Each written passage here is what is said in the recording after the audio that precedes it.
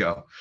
Hey everyone, I'm Joe Esposito, head of agency partnerships at InMobi, and I'd like to welcome you all to this webinar that we hope will align with what you're working on or hoping to accomplish in your own organizations.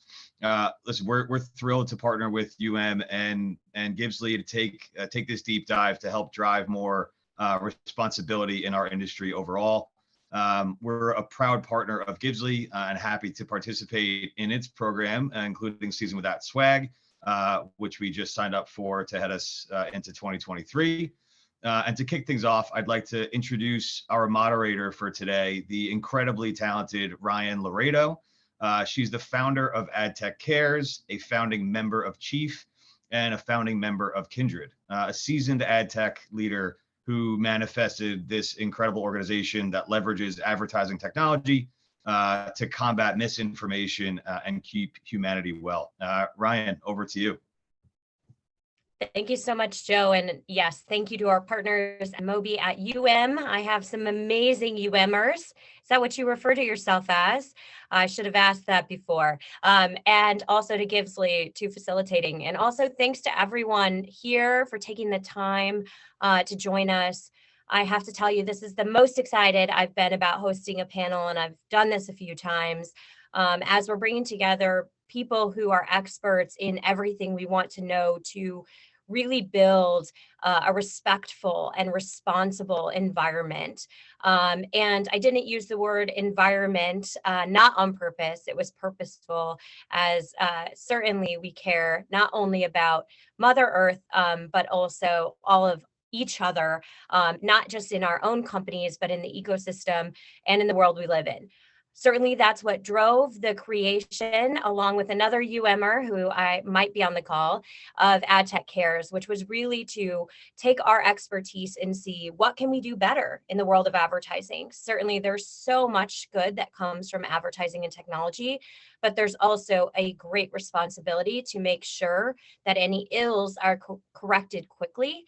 And we want to equip you leaving this conversation with steps you can take, and if at the very least, motivation and knowledge you didn't have before, as many people, no matter how much time in the day they have, would not know as much as these three experts we have here today. So I'm going to let them introduce themselves, and then we're going to get into a series of questions. We're also going to leave time at the end for your questions. Please keep them respectful. Please know we cannot talk about client-specific work, but otherwise, bring it on. With that, I'm going to turn it over to Jeff to introduce yourself, a little bit about where you are, maybe as well, if you'll share with us in the world. And then we'll go over to Ariel and then to Martin. All right. So hello, I'm Jeff Marshall, the Chief Diversity Officer at Worldwide. Where am I in the world? I am just outside of Philadelphia in beautiful Bucks County, and I'm at home.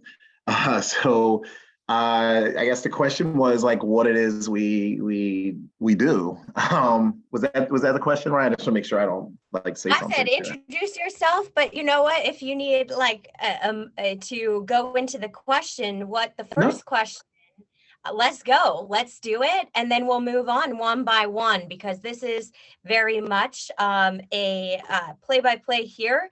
What the first question was going to be, and Jeff is going to kick us off, which is define your expertise in what people think it means versus what it really is. So go on and hit us with it, and then we'll move over to privacy. Oh, sorry, I asked now. It's pretty simple. So again, Chief Diversity Officer, what people think that means is that I am personally going to do all the diversity work. What it really means is that I'm the coach. I provide a strategy for how we should go about doing the diversity work, whether that relates to talent, the community, like client work, business, and essentially act as an accountability partner to the agency and all of our leaders in actually getting us there. So as the strategy needs to change, that's really where I'm able to lean in.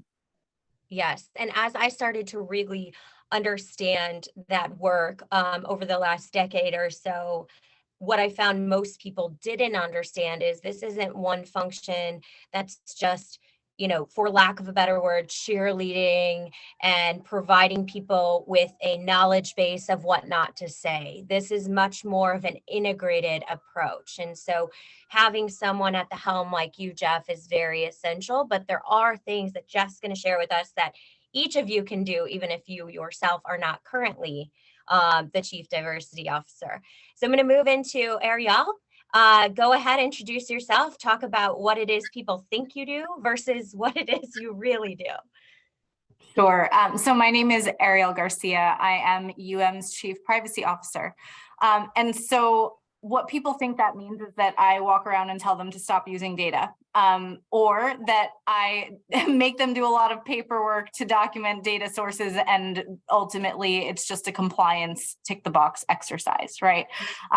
But what I love so much about the way that UM views privacy, and the reason that my role was created, is that my role is unique from most chief privacy officer roles.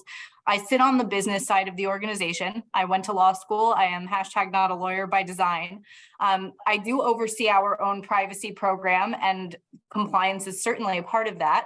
But a big part of my role is really supporting our clients in navigating the evolving landscape. And I say landscape, not just in terms of regulation, but really at the intersection of regulation, industry, and consumer expectation, right? Because if you're only tracking to privacy as it relates to regulation, and you're not thinking about responsible data use more broadly than that, then you're always in a reactive state.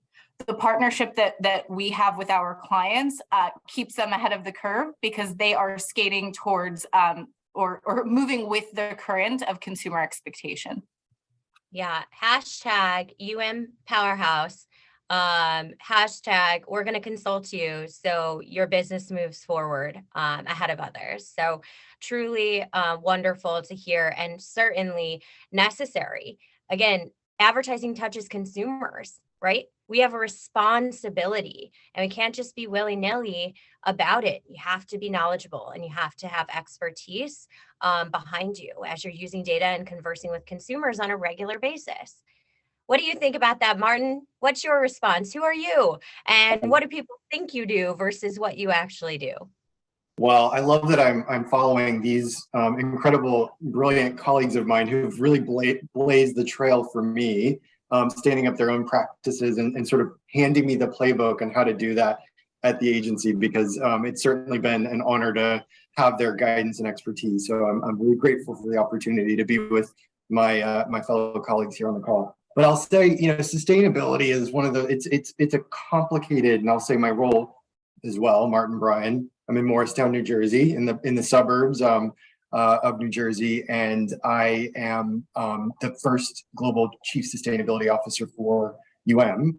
And it's a nascent practice, but it's also something I think that is often misunderstood. Sustainability can mean many different things, but at UM, we've been very consolidated in our view of what we believe sustainability should deliver. It shouldn't just be about business operations and making sure that we're reducing our emissions from a scope 1 and scope 2 standpoint, but also really looking at the broader impact and opportunity that we have to decarbonize the supply chain, which means working with our partners to ensure that they are implementing best practices so that we can reduce the emissions, which are enormous when you actually look at it. Huge. I'm claiming that. That's now my saying. I think it's available. Huge. It's huge. Go ahead. But that's one side of what I'm focusing on. The other, you're going to hear me referring back to this decarbonization, one side of the coin. The other side of the coin is demonetization of climate disinformation. Right now, 40% of our fellow Americans don't agree that climate change is a thing. That's a problem. And we can impact the marketplace by ensuring that we're working with our clients to enact brand safety around where their content shows up, where their advertisements show up, and how we can actually work to enforce policy and bring policy to our partners that actually abates and demonetizes climate myths and disinformation. Let's go. Tell the truth. Tell the truth. The truth will set us free. Yeah. And you know what it came to mind is you can't handle the truth. And some of what you said in that it's huge is the truth. And I think it's been too long that we were blind. We didn't have the tools to see maybe what it was. But now that we can see and there are tools, we got to move, right? Time to move. Can't stand still. The earth won't wait. And we owe each other that responsibility. So thank you all for the introductions. We're going to mix it up, go into our next question, which I'll read. This is my favorite question, which is, what questions do you have for each other? Again, having the deep depth of knowledge that you have in your own practices. What questions do you have? And we're going to start with Martin. Why don't you ask Jeff a question? Jeff, Ariel, and then we'll go around and we'll all hit each other. Okay, go ahead. Yeah, listen, I think every day I learn so much from both Ariel and Jeff. And as I mentioned, they've blazed the trail for me to really help me understand the ropes as it pertains to sort of working through standing up a net new practice at UM. So, I've asked these questions of them before, but I think it'd be beneficial for the broader, collective that's on this call. Jeff, you, and again, I want to first take a step back and say, we are so fortunate to work for a company that have invested in the three of us. We have all come from different disciplines within the agency. We have created and stood up net new practices. So we've been invested in. UM is an incredible organization to work for. So I just want to say thank you to the leadership and to our mentors that have all guided us. Maybe it'd be helpful to understand a little bit about that journey for you, Jeff, if you could just help explain to the folks listening in how you stepped into this role and stood up this practice. It'd be great to hear from you. Oh man, that is a good question. So, and I'll try to make this as brief as I can. So, most of my career has been in media advertising, like media strategy, planning, buying. Before I started working at a New York agency, I led all of media for one of Philadelphia's largest agencies. So, when I came to work in New York, the thing that struck me, the oddest was that as I would walk through the halls at another media company before even coming to UM, and then at UM, I would hear from people that I was one of the higher ranking Black men that they had ever met in media planning. Meanwhile, I had come to New York to work and had taken multiple level steps down. So in Philadelphia, I reported into the COO. And as I mentioned, I ran all of media for 70 something clients on our roster. So I got involved at UM. We were standing up a diversity council, and I got involved in the diversity council and was very active and vocal because the career I had was such a great career. And I wanted there to be more, more people who would fall into media to have a good career just like I did. And so I got involved. One of the things that I've always done along my own career path was I ask very intentional questions, especially when I meet C-level individuals. So I always tell young people what that question was. And it was, how do you get to a C-level position? Skip the hard work part, assume I'm going to do that. One of the answers I got from a former CEO of ours, Kasha Casey, was if you identify a gap and work like hell to fix the gap.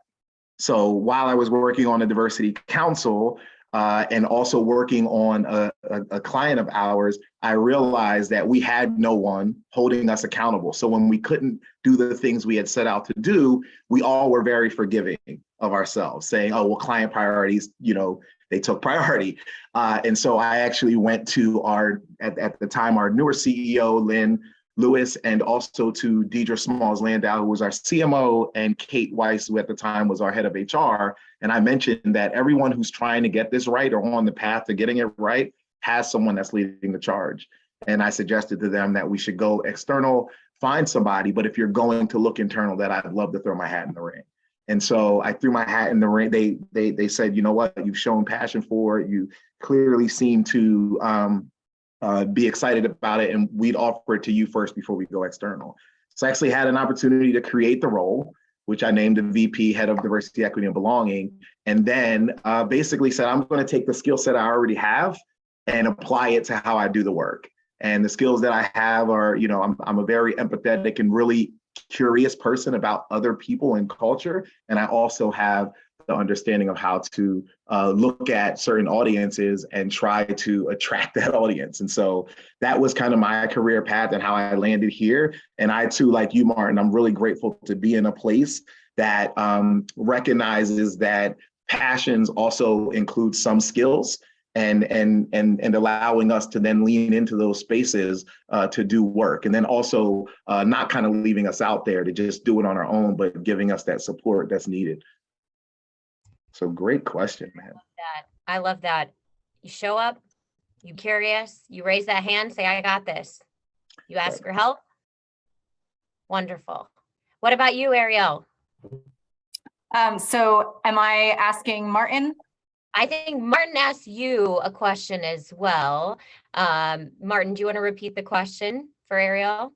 Oh, we're answering all of the questions. Okay. Yeah, you each got it. We're going round. Yeah. Oh, I like it. So the question was, Jeff, gotta keep you all on your toes. Gotta keep you all on It's your toes. working for Now, sure. now you get to think of your questions, right? So go ahead, Ariel. To sort of paraphrase the question, it was like the idea of like your origin story and how you sort of made that transition from, you know, where you were to privacy. Yeah. Yeah, so I have also just a super weird journey that is probably worth sharing. So I actually started at UM like about 10 years ago now as an administrative assistant. And so that is a testament to how incredible UM's leaders are, because I, on the path to getting where I am, have had not just one, but several mentors, champions, and just inspiring leaders to learn from. And so to that point, I started out in like a global operations role where we were working on a client that was very process heavy. And at the same time, I was going to law school at night.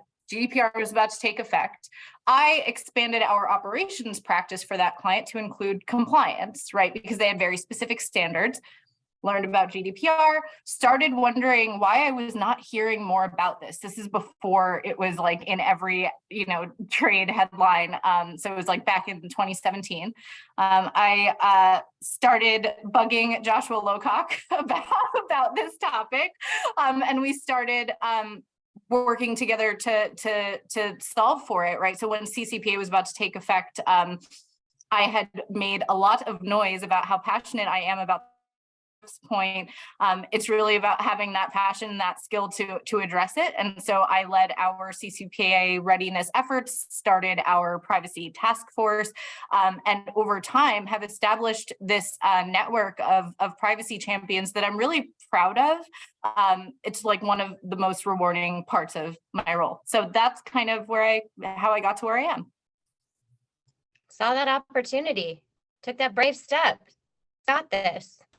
Love the origin stories. Okay, Ariel, now you get to ask your question of one of your friends here, your fellow UMers. Sure. So I want to ask the same origin story question to Martin.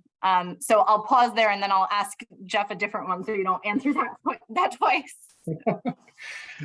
Like Ariel, I started at the company. I was at a coordinator level and had a fairly interesting background in that I many years ago started in investment finance, and it was not the right path for me. I sort of took a bit of a break from corporate work and actually engaged in working on organic farms across the world. It was an incredible experience working in regenerative ag, and I learned a lot about sustainability and continued that passion through the work I brought to UM when I joined in 2011, and I started one of our first ERGs focused on sustainability, and just through the years, transitioned into a role working in strategy. I have so much passion for culture and understanding consumers, and then through my work with one of our key clients, realized that there was an opportunity for us to lean in a little bit more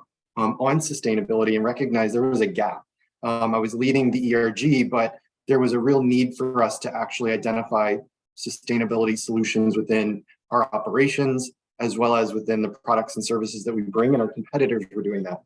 So there was a bit of a game of catch up. So I was similar to how Jeff and Ariel had multiple hats that they were wearing. There was a transition period for me to get to where I am today, being able to fully focus on building out the products, tools, and solutions for clients and for the agency. So again, huge thanks again, as I mentioned, to the leaders that saw in me the opportunity to continue to grow the talent. I didn't think to ask and prep you all for who your favorite superhero is, but I will say you all are up there on my list now. And I think of Martin as the Hulk, and anything that is going against the health of the planet, he's smashing. Ariel, I think you had a question for Jeff. Yes. So Jeff, one of the areas I love talking to you about that I feel like we have a lot of similar experiences with is this idea of like writing the misconception that D&I, or in my case, privacy is one person's responsibility versus everyone's responsibility.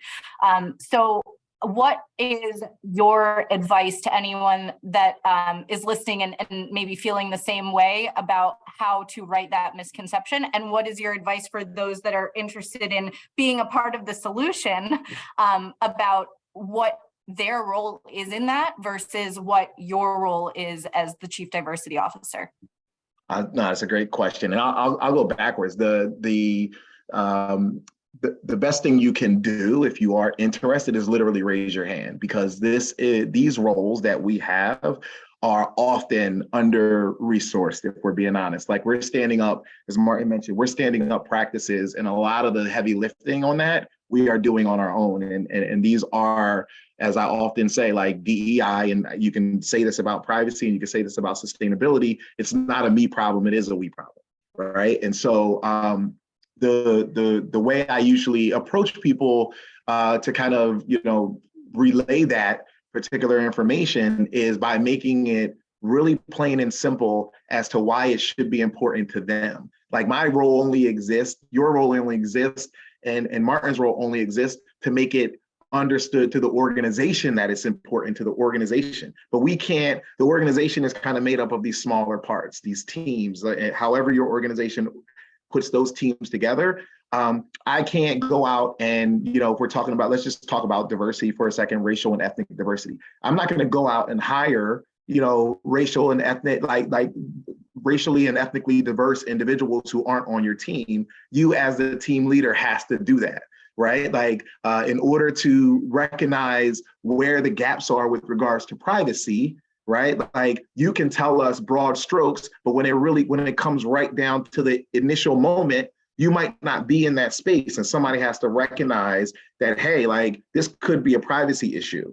And so we need those kind of, people who are aware that this is not our role is to kind of keep steering the ship in the right direction, but people have to be kind of along the sides to tell us, like, hey, you're running a little too close to this particular iceberg. Yeah, I love that. I love, of course, it's we, not me. And I think that's really important when we think about ego. Again, we talk to consumers all the time, or we consult people and we're trying to motivate them. It is our job to provide the motivation and the connection so people understand why it should matter. But it also comes with an understanding of one's own ego and being open to learn new things on any of these topics, right? And so it certainly is. You need to show up with a certain attitude, and we'll give you examples and tools, but then I need you to take accountability and responsibility as a part of this organization, as part of this industry, as a part of this world. Just take what I'm saying and apply it, please. Por favor. Yes. Jeff, you get to hand out a couple questions now, and then we'll move to our next section of questioning. All right, I'll ask a question. My question, both of you can answer. It's with regards to hurdles. What has been to date the biggest hurdle with regards to privacy for you, obviously, Ariel, and then with regards to sustainability for you, Martin? What has been the biggest hurdle for you so far in getting us kind of going in the right direction? and how do you oh, now I'm doing two-part questions, but and how do you how do you intend to kind of get us over the hurdle? Yeah, so I can start, because the biggest hurdle is also the biggest opportunity. I mentioned before that our Champions Network is one of my favorite parts of my role. So the biggest hurdle is really that misconception that I flagged to you, Jeff. It's about like this narrow view of privacy as being a compliance-driven initiative, as being an exercise in just not running afoul of the law. And what I've been working to drive through education, through a culture shift, through embedding it into our DNA and our collective conscience, is that this is not just about the compliance piece. This is about using data responsibly, because it's the right thing for people, and it's the right thing for our clients, and ultimately it's the right thing for our business. And so education and driving that awareness and bringing that to life, like partnering with teams on examples that serve as opportunities to bring that to life, is how I am on an ongoing basis trying to get us over that hurdle. And while it's a hurdle, it's the most exciting part of my job. So yeah, excited to keep jumping over those hurdles. Yeah, providing that guidance, again, is enablement. Enablement for good. It's not what you have to do, it's what you should do.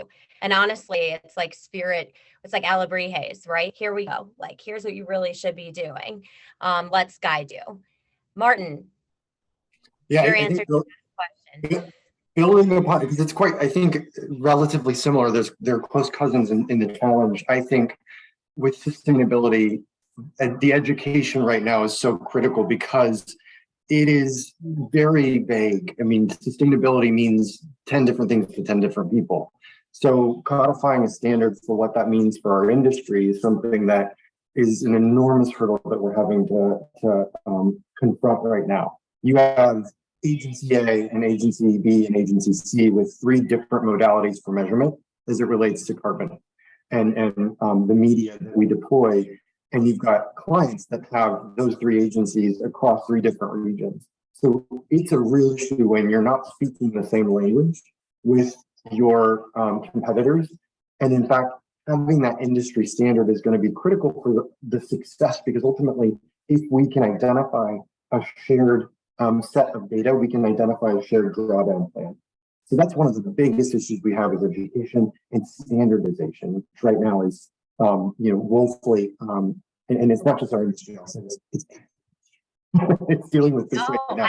And I love that. And each of these practices, and as we were preparing, I watched a LinkedIn Live with a gentleman named Amari D. Johnson, I believe is his name, and he has a book about inclusion that's either just out or coming out. And he said, in this work, you have to be focused on moving forward and not being perfect all the time, because otherwise, even with the best intentions in mind, it's death by 1,000 platitudes. And I was like, yes.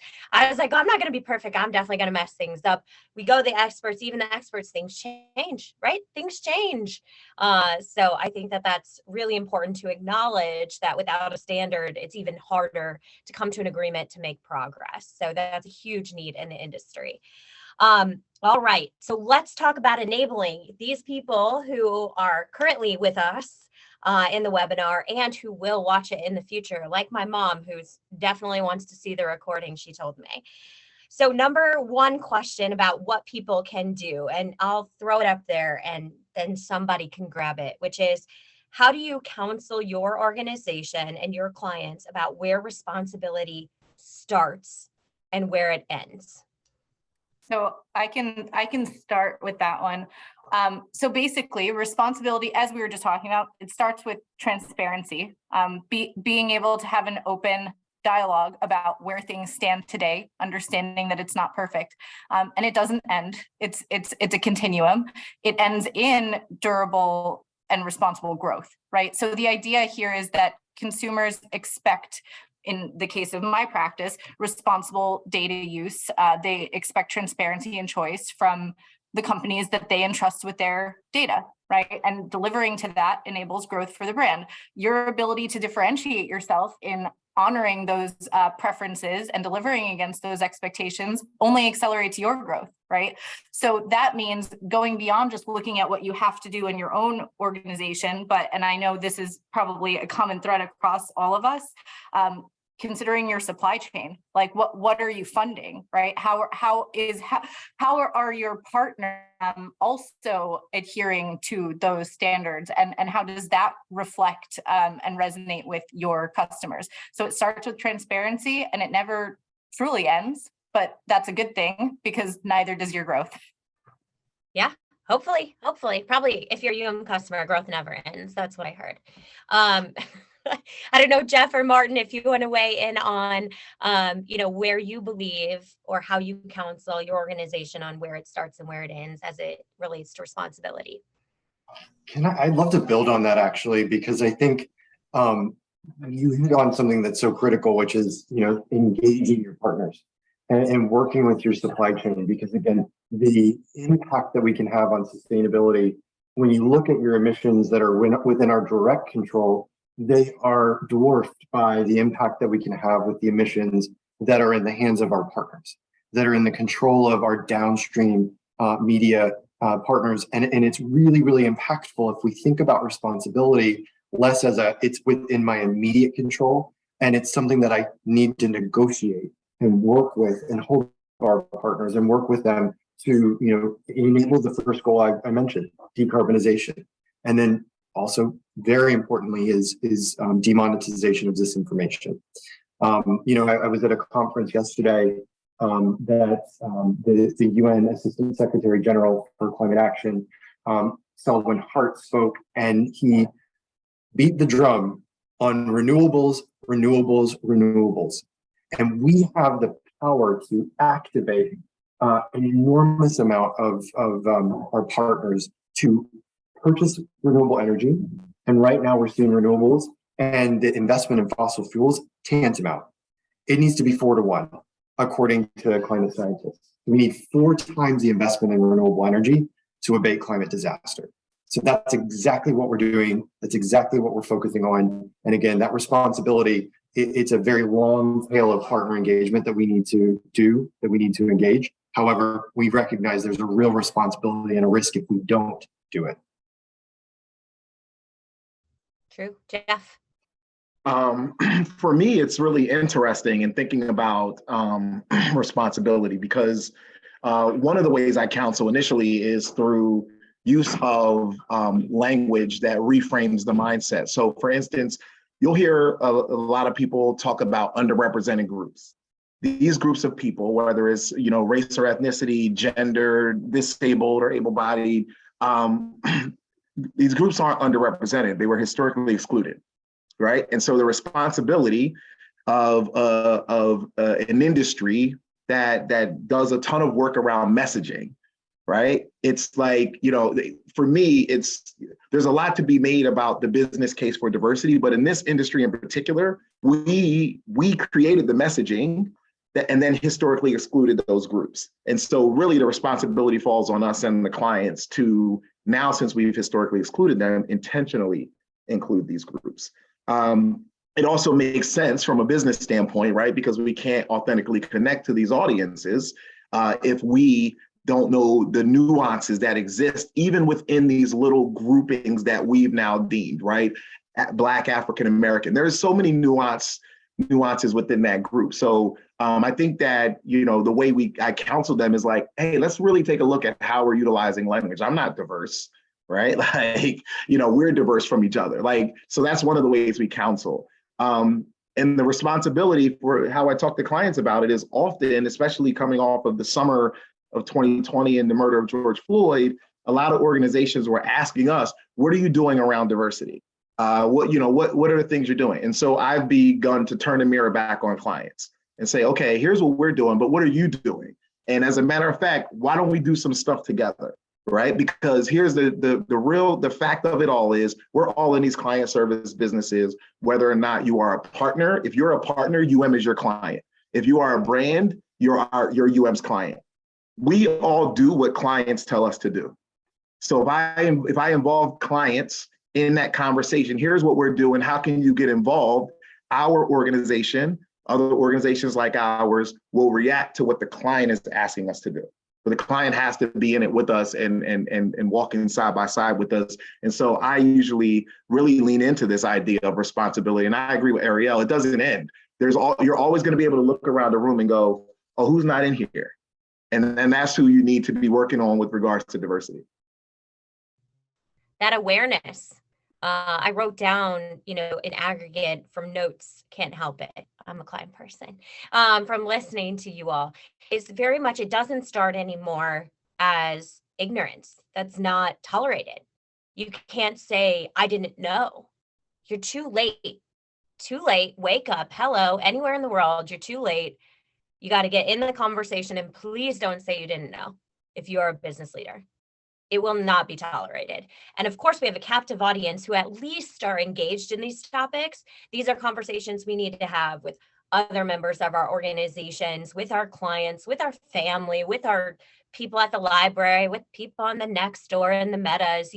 I'm that person that I'm like, if I'm on Facebook still, it's like, because I'm the human TSA. I see something, I say something to my uncle, So I think that rolling onto that point about personal responsibility as it relates to this, the question I have next on what people can do is inspiration. Of course, each of you inspire me, and I'm sure inspiring the others that are here listening. But what about you? How do you get inspired? And what resources do you pull from? What do you watch? What do you read? What do you do? I'm going to send it back to Aaron. I think you said you were sending it back to me. It broke up for a second, but I'll start off. So it's a little bit of a strange answer.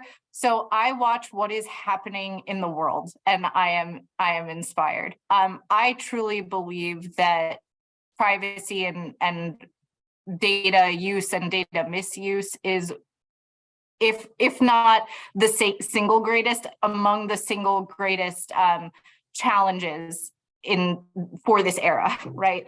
And I think we see that. We've seen it since Cambridge Analytica. We're going to continue to see it, unfortunately. So I am inspired because I truly want to contribute to solving this problem. And our industry is just so tied to the issue. And I think one of the biggest challenges, you mentioned before, what are some of the hurdles, is it's very easy to look at what we're intending to accomplish and how our intentions are good, and to ignore the actual impact, right? And the biggest example of that recently was the reversal of Roe v. Wade, right? And the questions that raised around the practices of collection and use of sensitive personal information, so much of which is collected in a commercial context, in furtherance of advertising, or in the course of advertising, right?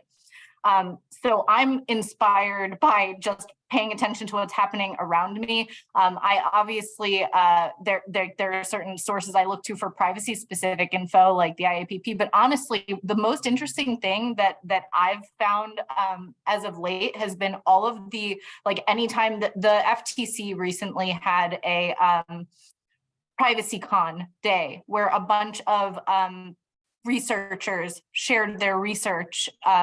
Topics ranged from discriminatory algorithms to an entire panel focused on ad tech, right? So listening to that, reading some of the public comments that were submitted to the FTC and their rulemaking activity, you get to see what people are actually thinking about. You get to think about new and emerging risks. So I'd say pay attention to kind of just the dialogue around this topic, and listen to what the regulatory dialogue is, not because of the law, but because it gives you a temperature check on what some of the highest risks to vulnerable groups are that regulators are trying to right now. Thank you. Martin. I wanted to go last. I think, again, you hear these two talk and genuinely, not to be cheesy, but the inspiration I get from this team is seeing how far they're pushing our industry and how far they're pushing our agency and our clients, it's pretty high bar getting set. I will also say, and again, I am cheesy, but I don't care. I live in the countryside, and I'm very grateful for that, because I get to have an intimate connection with nature. And this source of inspiration that I get from the natural world is incredibly moving. I begin my day by going out, having a bit of a walk outside, pausing and reflecting on what it is all about. What I am doing every single day is trying to protect this precious planet for future generations. So that's like macro. The other thing that I try to focus on is, making sure that I'm abreast of the latest case studies and great examples of, businesses that are doing good and doing well. The book over my shoulder here, Net Positive, Paul Pullman, Andrew Winston, the former CEO of Unilever, really unpacks how they were able to grow their business while doing the right thing across E, S, and G. So I think that's something that's really compelling too, is listen, we're not doing this for any philanthropic reason. We're doing this for the bottom line growth that we can deliver for our clients. And I genuinely believe that sustainability, diversity, equity, belonging, and privacy must be adhered to, and responsibility must be levied upon those in order to drive that bottom line growth. And I think the final thing is, again, there's a ton of just incredible leaders in this space. There's a number of climate scientists, Dr. Catherine Hayhoe, who often says we just need to talk about this more. There's a million hands pushing the boulder down the hill. We just need to continue to put all of our energy effort towards the climate crisis. We'll get there. I think there's a ton of intersectionality between all of these topics, not just in here are some practices to make it work, but here are the, intertwining. And Martin, I would say there's I don't know if it's an oceanologist, I'm bad at words post kids. I all up. But Ayana, and she's great. And she co-wrote with a woman, Catherine, again, I can't remember last names, All We Can Save. And it really, to me, showed more than I ever had seen stories of people who were, impoverished in certain parts of the world that weren't necessarily causing most of the problems and are finding the brunt of it. And yet saying, we are going to help fix this, even though we did not create it. And I found that book very inspiring. And Jeff, over to you for your inspiration. Generally speaking, people fill my cup, right? Like, so being inspired by folks at who say things like, I feel seen and heard now, and thank you for, making sure that the organization looked at me, heard me, made space for me. So I think that's first and foremost for me. The other spaces are, there's the typical industry things that I look at, the ad weeks, the ad ages, the media villages, like industry areas where I go and use as resources. There's a couple of other ones that are a little bit more broad, right? Because the interesting thing about us is privacy is not just an advertising thing. Like sustainability is not just an advertising thing. Diversity isn't an advertising thing. So I look at some broader spaces. I rely on Gartner, which is a specific research tool, a lot. Because I can, just grab the subset that has to do with diversity, equity, and inclusion, and really kind of hone in on what some studies and case studies look like there. I read Harvard Business Review reports often. But I think the majority of where I'm able to kind of lean in and stay up to date and understand how we're doing against others is that the diversity space, even though I might work at one holding company and have competitors at other holding companies, diversity execs, we don't treat each other's like competitors. So I am in a bunch of industry groups where we are often sharing information like, oh, this is a best practice. This is how we go about X. Because as I mentioned, these are problems none of us can solve in a silo. And so if we recognize that if we don't just try to solve diversity, equity, inclusion, belonging at and we try to solve it for the industry, we're in a much better space. So a lot of times being in those situations is really what helps me. This morning I was on a call called the Inclusive 100, which is with she runs it, and a bunch of other organizations. And we talk quite frankly about, oh, here's what we're doing. This is working. What do you think about this? And that for me is the biggest resource in my arsenal. I love that you called that out. Thanks for sharing. I very much am anti-weaponizing or making competitive advantage out of things that make us all better. And so part of the reason that I had founded or been a part of certain organizations in leadership roles is because we need to share, we need to get better. This isn't something that we should be using as a competitive advantage. If our clients choose to accelerate and get ahead of people in their categories, good. But for us, we all should, like Martin called earlier, have standards, have benchmarks that elevates all of us, because certainly it helps. So I'll take 1 minute, and I just want to remind everyone, don't smash the like button. We don't have that, but we do have an open and active Q&A. So if you would like a question answered from one of these great individuals, please feel free. Don't be shy. Ask the question in there. We have a couple more questions we'll go through too. So I'll head into those, but I'll keep my eye on that Q&A. Let me hand it over back to you, Jeff. I'll hit you right again. I want to know what is top of mind from an issue in your practice heading into next year, and what you're excited for. So what's top of mind? What's that excitement within your practice headed into next year? What is top of mind? Man, I don't really know. There's so many things with regards to diversity, right? Because it's often thought of strictly from either a gender standpoint or a race and ethnicity standpoint. And those are two very major pieces of it. But there's also, for instance, there's also like disability. And so I think like, it's really hard for me to pinpoint like what is top of mind. But I guess I'd say like real progress. I want to make, I think the one thing that we're able to do at that I'm thankful that I'm able to do at is take like big swings, right? And so I want to continue to take those big swings and move us like forward in a dramatic fashion. And so that's kind of top of mind. What are my big bets that I'm really going to lean into in 2023? And I think it's also kind of what I'm excited about. I do have this one this one idea, this one iron in the fire that unfortunately is public, so I'm not going to share this particular idea. I was wondering if you could get it out there. Let's see. Yeah, I recognize that one of the gaps that we have in this industry with regards to racial and ethnic diversity is a lot of people don't even know about it.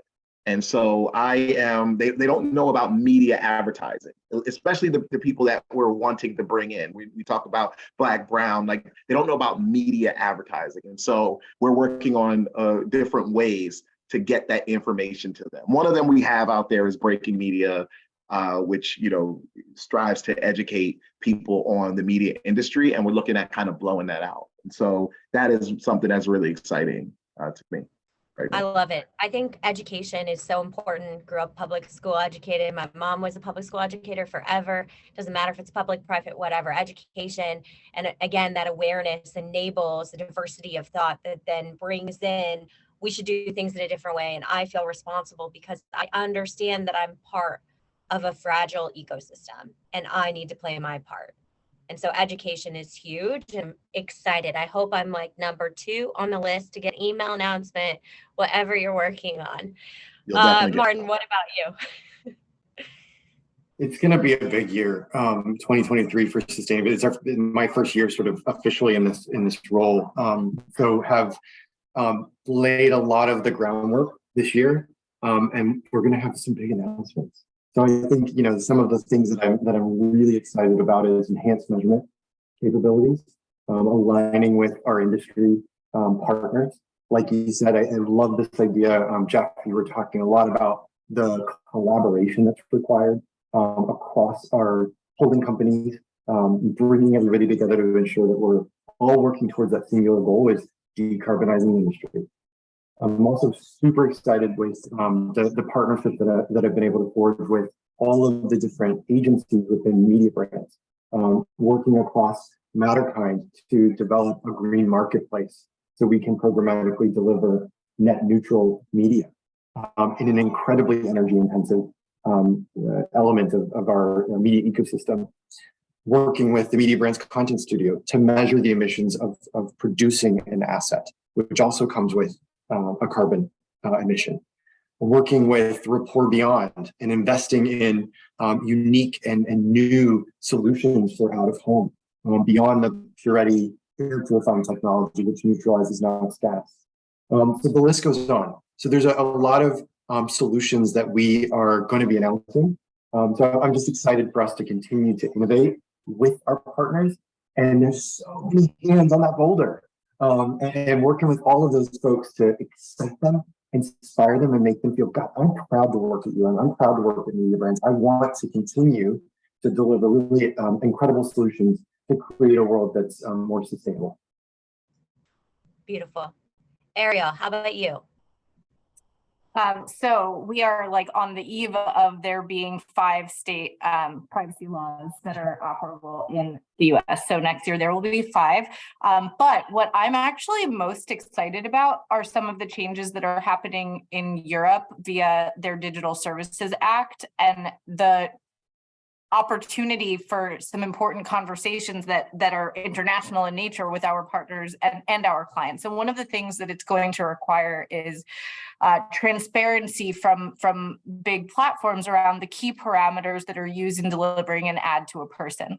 So if you're an advertiser, it's super important to consider whether the person that's seeing that ad and the reasons that you reach them are fair. Right. It touches on some of, the diversity and inclusion points, but it broadens the conversation into it's not enough to reach a diverse audience. What message are you delivering to them? And is that message appropriate in that context, right? So those conversations, like the inherent increase in the importance of considering appropriate and fair data use, is something that I'm very excited about continuing conversations about with our partners and our clients. That's really accelerated by some of those changes in Europe. Wonderful. And yes, I think that relationship and that knowledge of why you're being targeted, I can guess why YouTube ads are coming up in Espanol for me, but my kids are quite confused considering we don't speak Spanish as the first language in my household. Certainly there's an opportunity to do better. We have 3 minutes and 3 of you. So I'm going to challenge us to each take 1 minute to bring it home with this final question, which is little precursor. Van Jones, CNN, amazing dude, really like him. In the wake of the tragedy of George Floyd, one of the things I was watching, he said, this isn't a moment, it's a movement. And it takes a lot out of you, right? How do you recharge? This is hard work, it's tiring work. What advice do you have for others who are on this journey?